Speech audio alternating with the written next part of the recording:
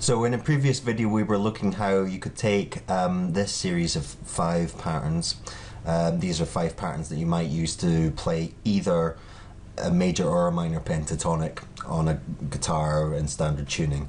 And these 5 patterns would make any key. You know, it doesn't matter if it's A major pentatonic, A flat major pentatonic, G major pentatonic, or F sharp minor pentatonic, or B minor pentatonic. You would use these patterns and that would allow you to play those scales at any point on the fretboard. But we still got a lot of information there which might look pretty intimidating to try and digest. So I was trying to highlight that actually there's a lot of overlap and similarity in these patterns. I call this a square, and down here this is another square, and here what's happening is we've got this thing that I call the gap, which is just a way to remember how patterns become distorted as you cross the space between the second and third strings, between the B and G strings.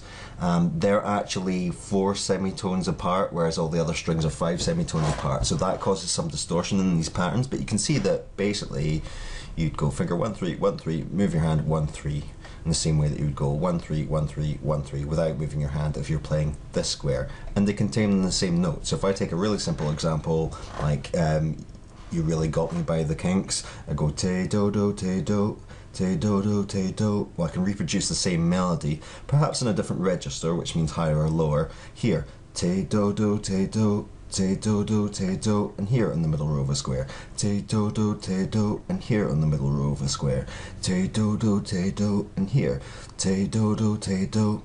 So the subject of this video is the rectangle, which is how we understand the remaining notes. So I'll take the square away so we can see that more clearly, and hopefully you can see why I'm calling it a rectangle. If you imagine we're drawing shapes on graph paper, if we did one that's 1 2 3 4 units long and by 1 2 units high, 2 by 4, that would be a rectangle. So that's why I'm calling it that.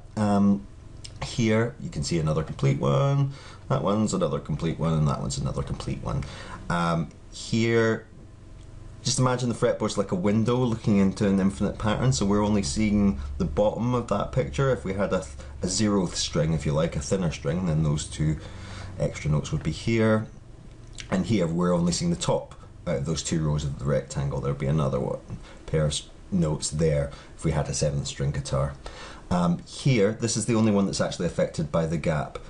So we have to kind of go further that direction as we cross the gap to compensate for the fact that those 2 strings are tuned slightly closer together than any other pair. And much as with the square, if you can play a melody within this rectangle, then it's going to work pretty much the same way here. So one melody that fits very comfortably into this form is Layla. So you would go so te do me do te do, and you could use this rectangle in the same way. So te do me do te do. No, same here. So te do me do te do. And here you're going to pretty much do the same thing. I mean, your muscle memory is going to be changed slightly. The way I would approach this is finger 1 4 1 4 1 3 1, and I would just go to finger 3 there to save myself moving the hand from left to right too much as I cross the gap. But pretty much very similar. The only way that playing that melody here and here is going to differ is you're going to be in a different register. There's going to be a different timbre, slightly different sound. Like the guitar will naturally sound a bit woodier higher up the neck and a bit twangier on the thinner strings closer to the nut, and also it'll feel slightly different because you've got thicker strings under your fingertips here than here, but really the way that you would move your fingers is going to be pretty much identical. So in summary, if you try and analyze these patterns in terms of squares and rectangles, you will find that you're actually trying to learn 2 very small scale shapes, one containing 4 notes and the other containing 6 notes.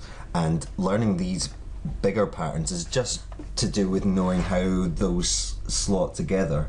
It's much easier to deal with that way. It's much easier to analyze other people's solos, it's easier to improvise, it's easier to transcribe things.